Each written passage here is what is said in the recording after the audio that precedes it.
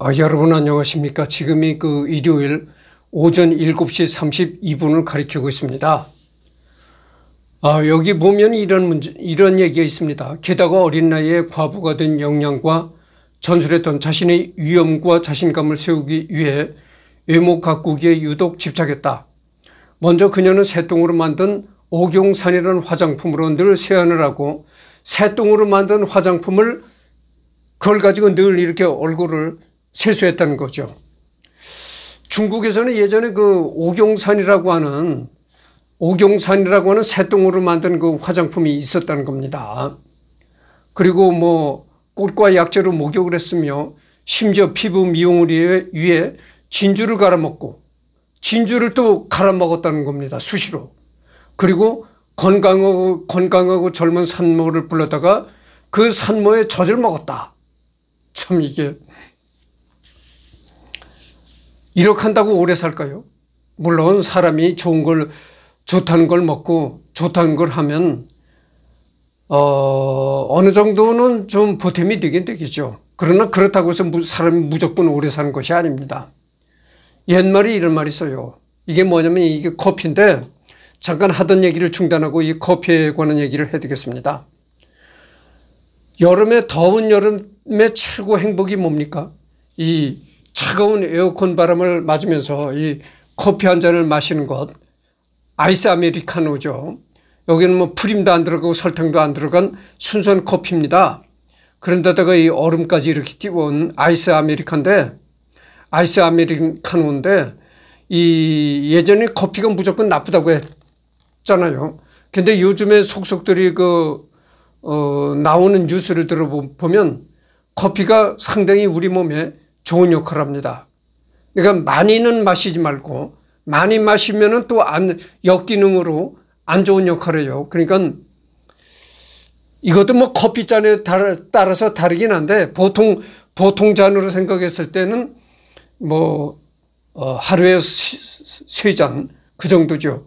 그러니까 그 정도까지는 좋은 영향을 준다고죠. 그 이상 넘어가면 나쁜 영향을 준 거고, 그건 아무 음식도 다 그렇잖아요. 아무 음식도 한꺼번에 과다하게 마신다던가 과다하게 먹으면은 아무 음식도 다 좋지 않습니다. 그래서 이 커피가 인간에게 상당한 건강에 이로운 음료입니다. 그래서 여러분들도 커피를 너무 많이 마시진 말고 이렇게 마시는 것이 좋습니다.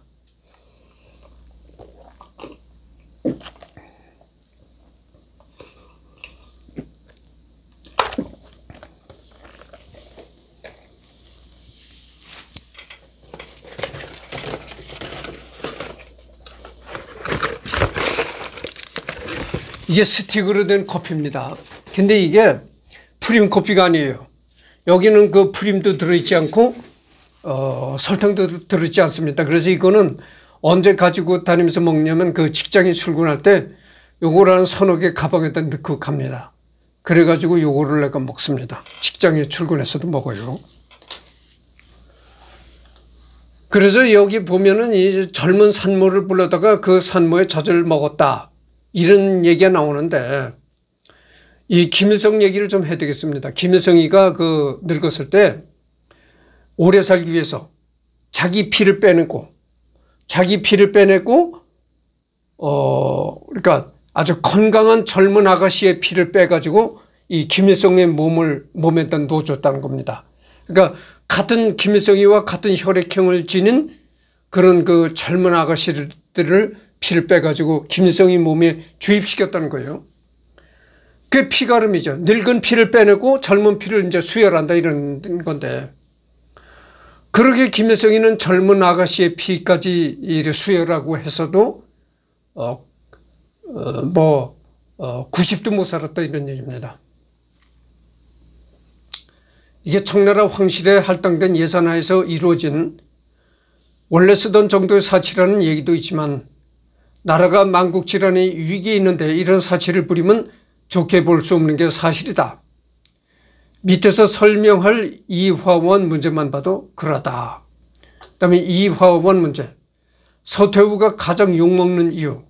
북양 함대 예산을 유용하여 이화원을 지었다는 말은 예전부터 중국에서 떠돌았지만 증거는 확실하지 않다. 당시 러시아를 막기 위해 북양 함대 예산 일부를 육군이나 광둥 해군 해산으로 돌렸을 가능성이 있기 때문이다. 하지만 이화원과 그곳에서 벌인 서태의 환갑잔치에 쓴 은전 3,600만 양은 당시 청나라 전체 1년 예산의 30%에 달하는 수치로 이 막대한 돈이 정원 건설에 낭비된 점은 분명하다. 야, 그러니까 서태후에 환갑잔치를 벌였는데 그 환갑잔치에 쓴 돈이 청나라 1년 예산의 30%에 해당되는 돈이라는 겁니다. 그러니까 국가가 1년 동안 쓰는 그 예산의 30%에 해당되는 돈을 개인의 그 서태후 환갑잔치에 썼다. 이 막대한 돈이 정원 건설에 낭비된 점은 분명하다. 해군의 예산이 아니었다 할지라도 당시 중국의 정세를 보건대 일국과의 충돌은 불가피했고 이런 상황에서 국가 지도자라면 당연히 국방에 힘을 써야 했다. 마땅히 정원 따위에 쓸 돈이 있었으면 국방비를 돌려야 하는 것이 상식적인 결단이었다. 청일전쟁에서 피를 본 직접적인 원인은 총체적인 청군의 난맥과 지휘관들의 무능 때문이었지만 이 돈이 헛되이 낭비된 것도 청일전쟁에서 피를 본 중요한 원인 중 하나라는 점은 중일 양국의 사학자들조차 인정하는 바이다. 특히나 이건 절대 작은 문제가 아니다. 당시 서구 열강도 갖지 못한 최신식 장비로 무장한 청의 북양 함대는 수병의 숙련도만 충분히 받쳐주면 당시 일본 함대는 충분히 이길 수 있는 수준이었다. 그때 말이죠. 그때 청나라가 가지고 있던 북양 함대는 일본군도 갖지 못한 아주 그 고도의 무기를 갖추고 그랬다는 겁니다. 그런데도 일본한테 졌죠. 청일전쟁에서. 이 지경까지 이른 것은 정작 훈련할 포탄과 연료 부족으로 수병들의 훈련 상태가 바닥이었다는 점을 생각해 봐야 한다. 전함은 전장에서 쓰는 가장 거대한 기계이고 자동화 이전, 제2차 세계대전 이전의 모든 함선은 수병의 숙련도가 절대적이었다. 특히 포수리 발달로 포의 사거리가 점점 길어지던 시기였기에 이는 치명적으로 작용했다. 청일전쟁은 당시 일본이 국군을 걸고 전 함대를 긁어 모아 필사적으로 싸웠던 것에 비해 청나라의 전시 준비는 말 그대로 개점휴업 상태였다. 이런 군대의 무능은 거국적인 시야와 통찰력 없이 권모술수만으로 정치적 생명만을 연장시켜온 서태후의 책임이 매우 크다. 특히 동북아시아에서 청일전쟁이 갖는 의미를 생각해보자면 서태후가 저지른 행령은 당시 시대 상황상 국방비와 근대화에 집중 투자해도 모자랄 귀중한 백성의 피땀을 이런 식으로 마구 낭비해버리는 건 어떻게 봐도 변호할 수가 없다. 이 서태후의 죄악이라는 건 참 이루 말할 수가 없네요. 당연히 청일전쟁을 국치 중의 국치로 생각하는 현대 중국에서 서태후에 대한 평가는 안 좋다. 안 좋다 못해 바닥을 기는 수준이다. 중국 CCTV에서 2003년에 방영한 근현대사 TV 드라마인 주향공화에서는 이 부분을 묘사하면서 서태후를 신랄하게 디스했을 정도다.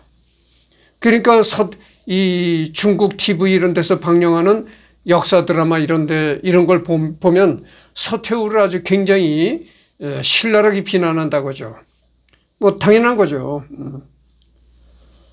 총평, 청나라 멸망의 원흉이자 의화단 사건으로 중국이 반식민지화된 이유 때문에 당연히 중국에서는 암군이자 까임 영순위로 꼽히며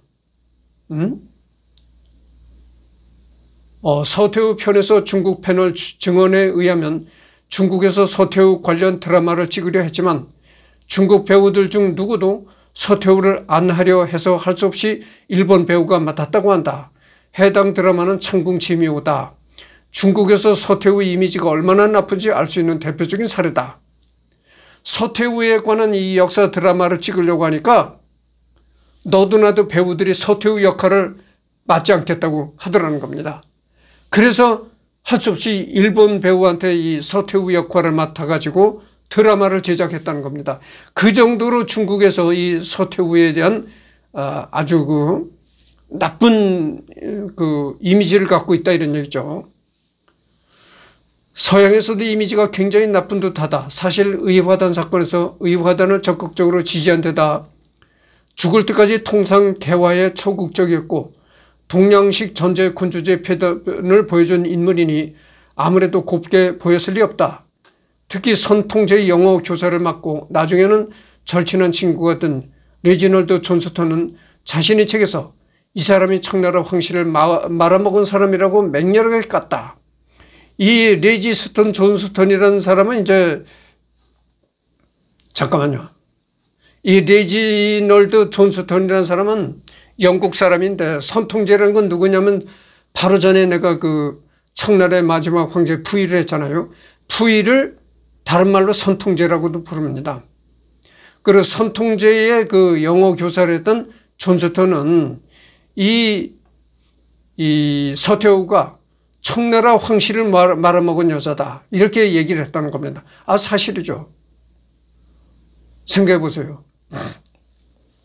1년에 식비가 1억이 나간다고 그래도 그게 사치라고 볼 수가 있는데 한 끼에 1억이 넘는 그런 그 아주 고급 요리로 식사를 했다니 그 말이 됩니까? 도저히 그건 용납될 수가 없는 거죠. 한 끼에 1억이 넘는 식사를 한다는 게 뭐 말이나 드는 건 행동인가요? 1년에 1억이 넘는 식비가 나갔다 해도 그게 문제가 될 텐데 이건 뭐 도저히 이건 뭐 변명할 여지가 없는 거죠.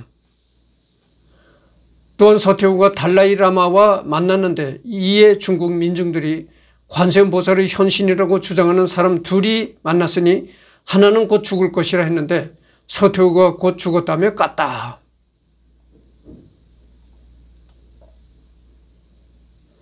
물론 서태후가 문제가 많은 인물인 건 사실이고 서태후 생전에도 아편전쟁으로 인해 청나라가 불안해했지만 썩은 기둥이 남아 아예 없는 것보다는 낫듯 서태후라는 강력한 구심점이 있었기 때문에 청나라가 완전히 분해되지 않았고 양무운동과 통치 중흥이 시작될 수 있었던 것도 서태후 덕분이다. 양무운동. 양무운동. 중화의 우월한 정신문명을 기초로 하여 말단에 불과한 서양의 기술만을 이용하자는 구호. 양무운동은 19세기 중후반에 청나라에서 일어난 근대화 운동으로 한때 동아시아 최강대국으로 군림하던 청나라가 쇠망할 대로 쇠망하여 모두의 예상을 깨고 아편전쟁에서 영국에게 패배하고 태평천국의 난으로 여파로 의적내적으로 군벌과 내전 상태에 치닫게 된 자국을 근대화시켜 열강이 될 수 있도록 하는 데 주목적이 있었다. 1860년 제2차 아편전쟁의 패배 이후 열강의 요구로 외교 아문이 성립되는 시점을 시작으로 보고 1895년 청일전쟁에서의 패배를 기점으로 끝난 것으로 본다. 이런 거네요. 그래서 양무운동과 통치중흥이 시작될 수 있었던 것도 서태후 덕분이다. 서태후는 인권과 교육, 전족 등 악습을 피하는 것에 관심이 많았고 서양 문물에도 거부감이 없었다.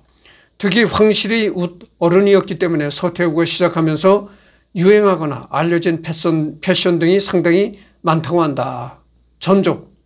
여러분들 그 전족이라는 거 많이 들어보셨죠? 중국에는 이 여자들이 여자들 발이 자라지 못하도록 아주 작은 신발을 아주 무리를 해서 이 발에다 끼웁니다. 그러니까 어떻게 되겠어요? 발이 제대로 크질 못하는 겁니다. 그래서 어려서부터 이 중국에서는 여자들을 전족을 해가지고 발이 크지 못하게 했다는 겁니다.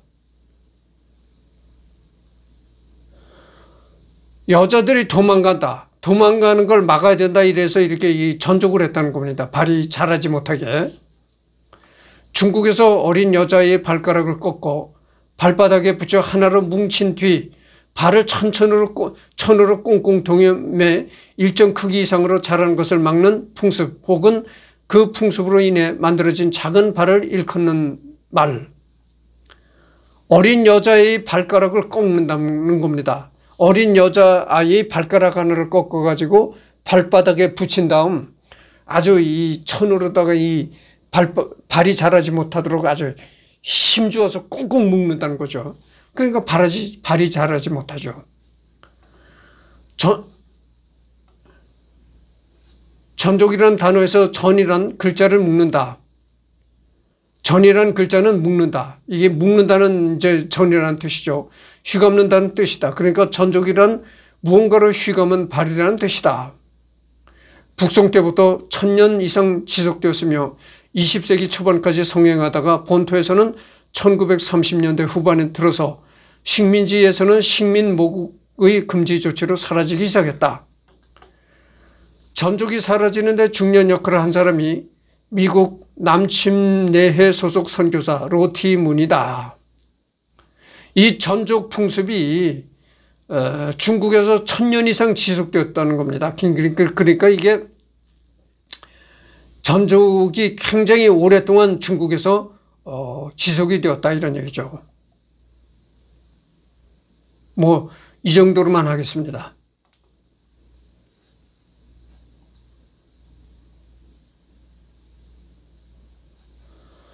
사시와 정치적인 면과는 별개로 당대 청나라 백성들에게는 많은 존경을 받은 모양이다.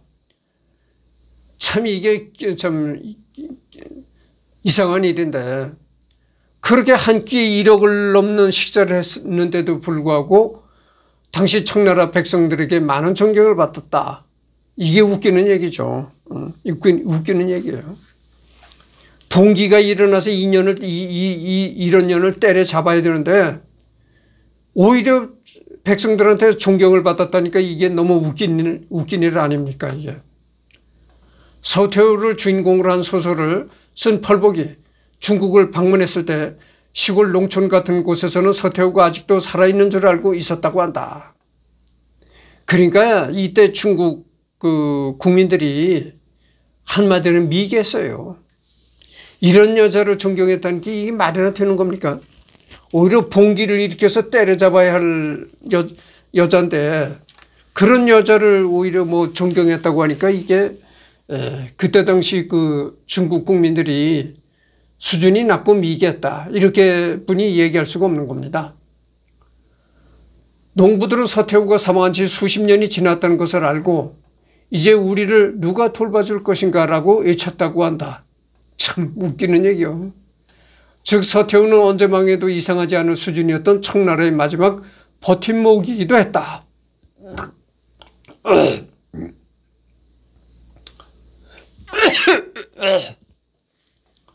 펄복이라는 그 소설가 이름이 나옵니다만은 내가 예전에도 그 펄복을 다룬 적이 있습니다.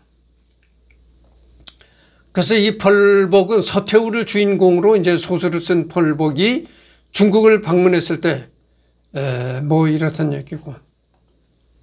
그러나 위 사례들을 들어서 서태후가 재평가될 수 있을 것이란 착각은 금물이다.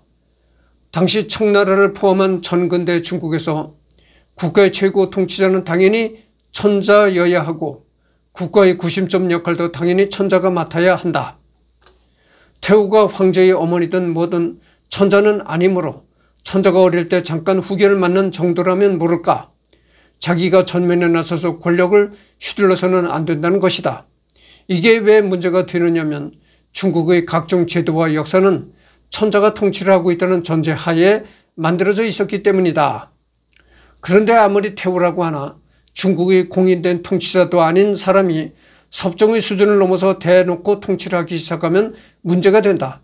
차라리 스스로 성신 황제로 즉위한 측전무후처럼 본인이 천자를 했으면 모를까. 천자는 안 하겠다고 하면서 천자의 통치를 전제로 한 조직을 계속 움직이려 들었으니 모순이 쌓일 수밖에 없는 것이다. 즉 당장은 서태후라는 썩은 기둥이라도 있어서 청이 무너지지 않는 것처럼 보였을지라도 실상은 이미 그 전에 멀쩡한 천자 체제를 태후의 통치라는 썩은 기둥으로 바꿔치기 한 서태후의 잘못이 훨씬 더 컸다. 청나라는 서태후 덕분에 버틴 게 아니라 서태후 때문에 더 이상 버틸 수 없게 된 것이다. 이게 맞는 얘기죠. 청나라가 서태후 때문에 버틴 것이 아니고 서태후 때문에 더 이상 버틸 수 없게 된 것이다. 이렇게 말을 하는 것이 옳은 말일 것입니다. 서태후가 단기적으로는 청나라의 버팀목이 되어줬을지라도 장기적으로는 오히려 청나라의 걸림돌이 되어버린 셈이다.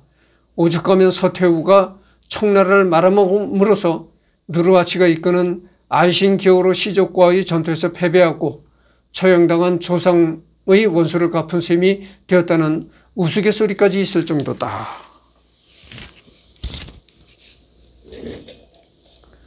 한마디로 서태후가 이게 죽일년이죠. 죽일년.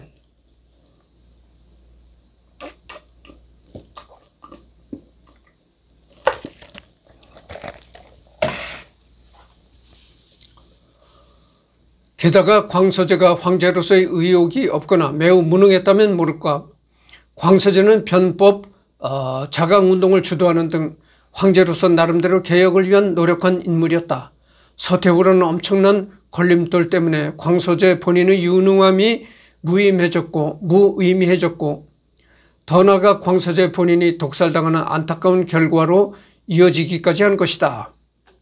나라가 어떻게 되든 상관하지 않고 권력과 사치에 집착하는 섭정이 선량하고 유능한 황제를 죽여버린 시점에서 서태후는 이미 옹호의 여지가 없는 인물이다. 그렇죠. 아무리 두둔할래야 두둔할 수가 없는 인물이다. 결국 이제 막기다 걸을 나이의 선통제가 결국 이제 막기다 걸을 나이의 선통제가 황제가 된 후 서태후가 급사하자 권위 있는 어른이 없는 청나라 황실은 권력의 진공 상태에 빠져들었다. 여러 왕조 황실에서 반란, 권력 분산의 위험에도 불구하고 반개를 다 죽이지 않는 이유가 이런 경우를 방지하기 위함이었다. 명망 있고 지도력을 갖춘 반개는 황제 개인에게는 눈의 가시가 될지도 모르겠지만 이들이 다른 마음만 안 먹는다면 황실의 권위가 되어주고 이런 위기에도 황가의 구심점이 되어준다. 서태후 시야에서 이런 황실 종친들이 다 죽거나 몰락했다는 것. 그러니까 선통제가 너무 어리니까 서태후는 정식 왕도 아니었어요. 정식 왕도 아니었고 섭정해주는 여자였었거든요. 그런데 이렇게 엄청난 아주 황제와 같은 사치를 누렸다 이런 것이죠. 누구를 섭정해 줬냐. 전번 시간에 내가 푸이를 얘기를 했잖아요. 푸이가 너무 어렸을 때 이 황제라는 직위를 이어받게 되니까 어린애가 황제가 됐는데 어떻게 하겠습니까? 그러니까 이 대리 통치를 해준 거야. 이 서태후가 푸이의 이제 큰할머니거든. 친큰할머니가 되는데 큰할머니가 대신 이 어린 푸이 대신 통치를 해준 겁니다. 그러니까 정식 황제도 아닌 대신 통치해주는 이 여자가 이렇게 정말 엄청난 사치를 부렸으니까 이게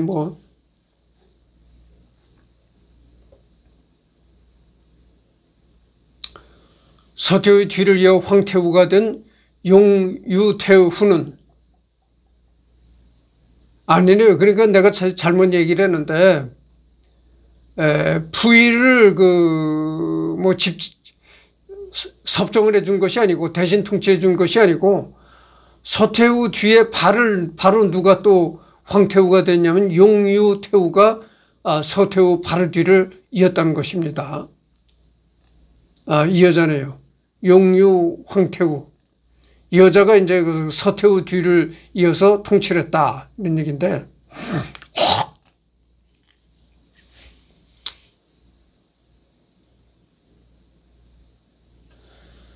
청나라 제11대 황제인 광서제의 황후이자 청나라 더 나아가 중국사의 마지막 황태후 이름은 정분 일반적으로 용유황후로 알려져 있으며 시호는 효종용유관의 신철, 협천, 보성경, 황후.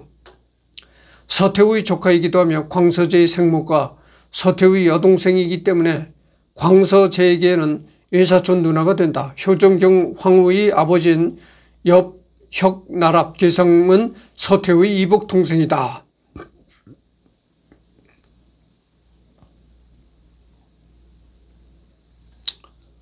또한 실질적으로는 청나라, 아니 중국사의 마지막 황후라고 해도 아주 틀린 말은 아니다.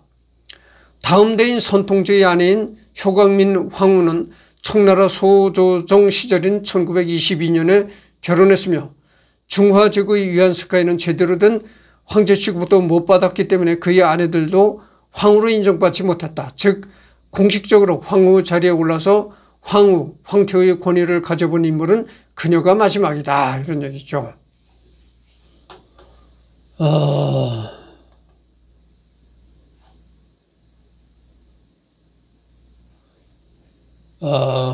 서태후의 뒤를 이어 황태후가 된 용유태후는 인간성 면에서는 서태후보다 아주 살짝 나았지만 황후 시절에 광서제의 후비들을 핍박하고 남편 광서제를 감시하며 오만하게 됐을 정도라 거기서 거기였고 인품 대신 카리스마와 권모술수를 휘두르자니 이쪽은 서태후 비에 한참 떨어졌기에 황실을 지킬 수가 없었다. 이후 중화민국과 중화인민공화국 성립 이후에 서태후가 저지른 악행들이 모두 드러나면서 서태후의 평가는 박해지고 특히 혁명을 추구하는 중공 입장에서 변법 자강 운동을 탄압한 서태후는 혁명으로 타도해야 할 수구 꼴통 봉건주의 세력이라는 점 때문에 공격의 대상이 되었다. 서태후가 의화단 운동에 불을 지폈으니 반서방주의 때문에 미화한다는 낭설도 있으나 중공의 정통사관에서는 오히려 외세에 굴복하여 의화단의 통수를 치고 탄압했다고 여겼다. 즉 현재 중국 정부도 의화단을 미화할지언정 서태후를 미화하지는 않으며 오히려 외세의 침략을 끌어들이고 중국을 반식민지화한 서태후를 악녀로 볼 뿐이다. 그러니까 뭐 모든 분야에서 서태후는 비판의 대상이 지금 되었다, 이런 얘기고, 대중매체에서는 한제국 일본 침략사에서는 공친홍 혁은의 언급을 통해서만 간접적으로 등장한다.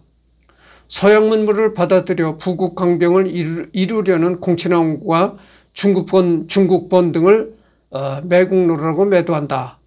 프랑스에서 제작되어 한국 SBS를 통해 방영한 애니메이션 쌍둥이 줄리에서는 그야말로 다크포스의 절정을 보여주는 만악의 근원처럼 묘사되었다.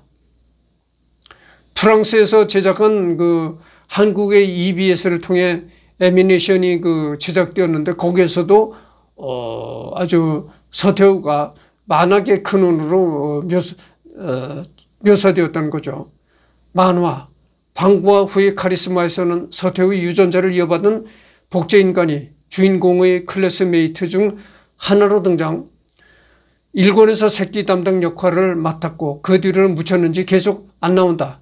일단 미모만은 확실히 전륜하게 묘사됐다. 영국 마지막 황제에서는 중국계 미국 배우 리사 루가 맡았다. 시작부터 어린 주인공 선통제를 불러다 그의 천진난만함을 지켜보며 남들이 다들 노블야라 두려워하며 죽기만 바라는 나를 아무렇지도 않게 쳐다보는구나 라며 흐뭇함인지 안쓰러움인지 모를 대사를 한다. 그리고 푸이를 만나자마자 곧바로 사망하고 훗날 군볼 순덴잉의 손으로 토막나게 되는 단초를 제공하는 야명주를 입에 물게 된다. 실제로 서태후는 선통제가 즉위한 지 며칠 후에 사망하고 비록 잠깐 나왔지만 강렬한 인상을 남겼다. 이 영화 마지막 황제가 한국에서 대박을 거두자 부랴부랴 중국에서 만든 서태후란 영화가 마지막 황제 연관작처럼 홍보되어 개봉했으나 1989년 당시 관객 집계조차도 없을 정도로 쫄딱 망하고 막을 내렸다. 참고로 이 영화의 주연 배우는 류효영과 공리이다.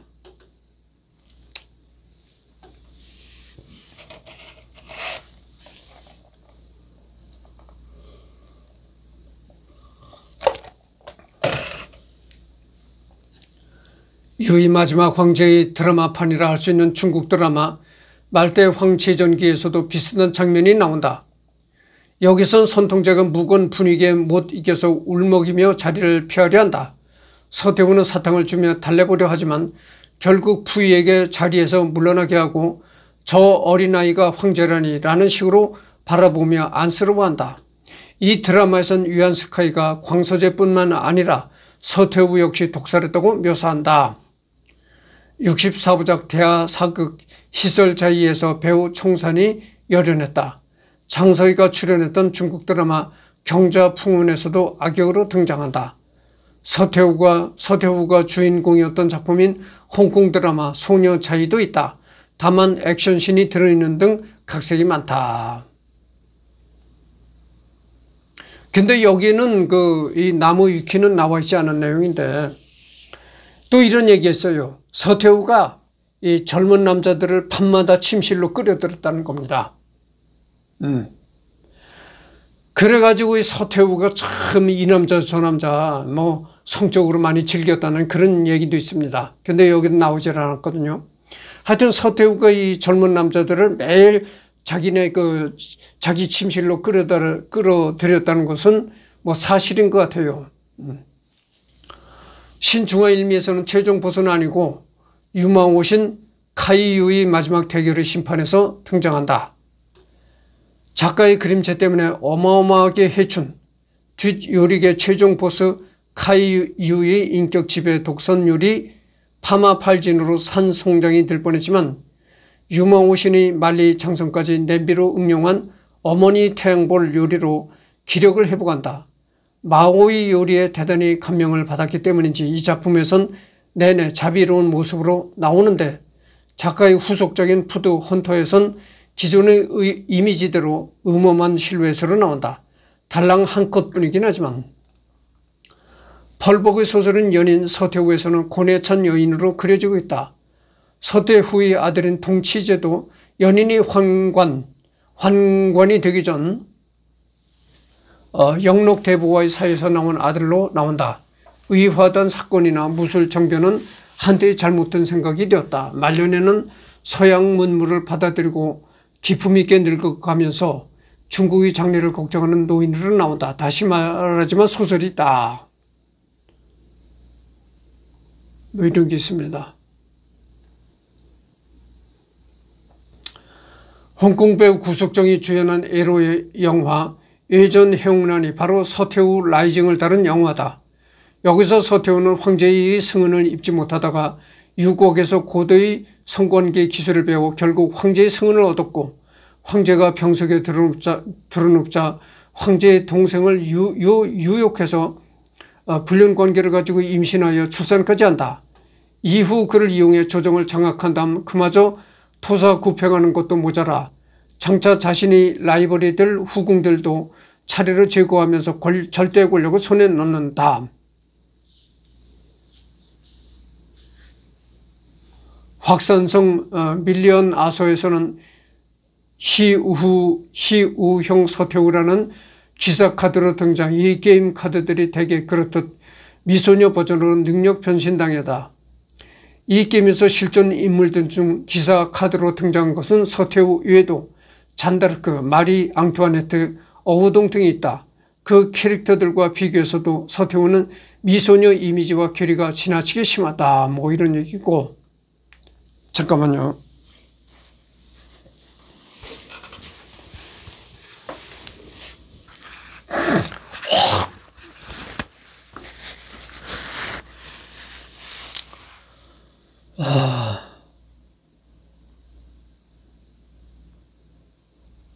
여기 이런 얘기가 나오네요. 고종 군밤의 왕에서는 양광에서 경상도까지 철도를 놓는 시베리아 횡단 철도를 능가하는 대사업의 최대 주주가 된다. 그 대사업에서 사재까지 털면서 지분의 절반을 홀로 차지할 수 있는 자본을 대면서 대륙의 기상이 무엇인지 보여준다. 효명세자와 함께하는 조선생활에선 아직 비의 신분이라 운신의 폭이 좁으나 원역사에서 보여준 엄청난 권력욕과 인성이 어디 가진 않아서 수틀린다고 신여를 뜨거운 머리 담긴 뜨거운 물이 담긴 은주전자로 후려치고 의원에게 보내라는 병주고 약주는 태도와 영국 대사들의 선물을 받고 편의를 봐주는 나라 말아먹기 딱 좋은 악녀 그 자체다. 결국 태평천국군이 이 청도 조차지에서 몰살당하자 홍수전이 민심을 안정시키기 위해 패배의 원흉으로 지목되어 천안문 앞에 준비된 불구덩이에 던져져 타들어가는 뼈만 남는 최후를 맞이한다. 뭐 이렇게 됐습니다.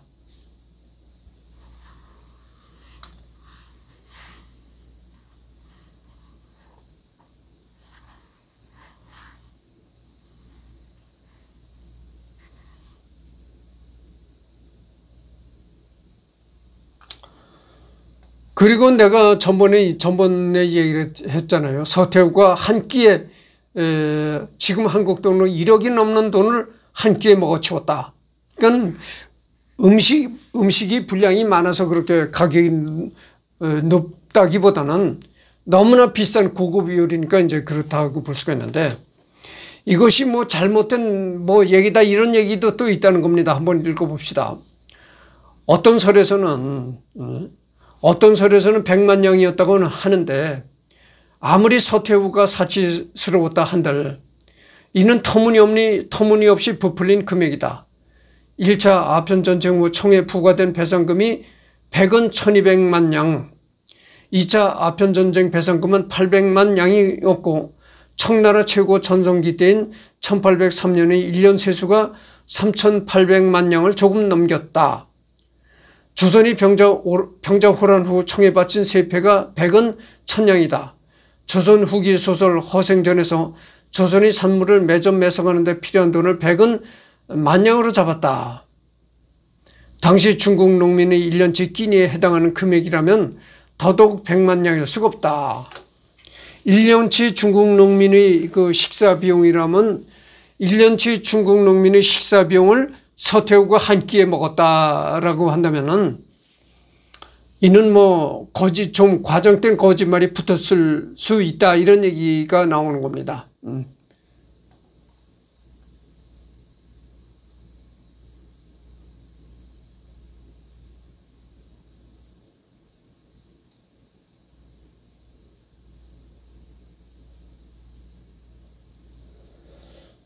이렇게 여러 가지 그 얘기가 있습니다. 이거는 얘기가 있는데,